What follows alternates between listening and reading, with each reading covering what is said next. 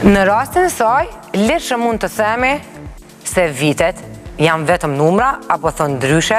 vitet është vetëm një fjalë. E kam fjalën për Djellza Kolgesin, e cila vjen sonte në prive për të na treguar disa kujtime nga disa ditëlindje që ajo ka përjetuar, qysh nga fëmiria e deri në ditët e sotme. E ndjekim bashkë materialin e përgatitur enkas për të nga Maki Bajrami.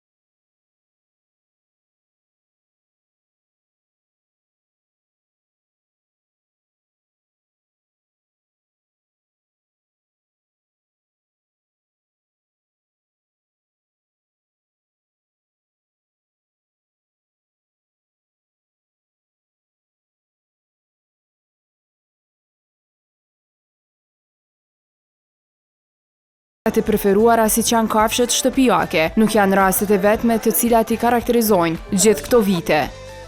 2012 mbetet ndër ditëlindjet më të ndjeshme e të paharruara. Ka qenë viti kur babi ka ndru jetë, që më ka mungu shumë, ka qenë viti parë kur e kom prit pa ta, sa i gjithmonë ka ditë me margëtu, kam qenë, që thojnë, favoritja ati kështu si fmi, edhe gjithmonë,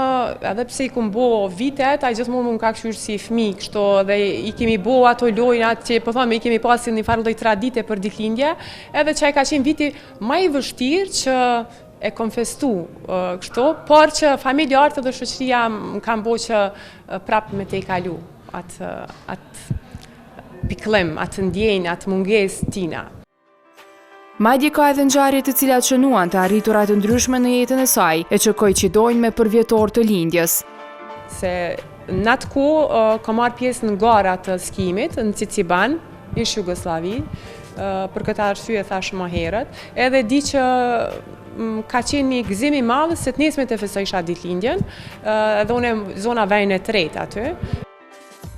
Gjithsesi, djellza shpreson se ditëlindjet e ardhshme të jenë të lumtura dhe me shumë kuptim, derisa po përgatitet edhe për dhuratën më të dashur, e cila po e pret në vitet e ardhshme. Normalja i shkon që me pa ma vonë me një familje tem, me një vajzë vogël, kjo është ajo dëshira ime e pa përmbushur, sa i përket anës karrierës, se këto i marrë si diçka normale që duhen me u zhvillu, nuk i marrë si diçka dëshira shumë të mëdhaja, jam punë, biznes, por që gjithsesi nëse Zoti ma jep një fëmijë që shëndosh, ajo është diçka që kish me më përmbush për vitet e ardhshme. Djellëzës i urojmë edhe shumë vite të tjera të lumtura e të suksesshme.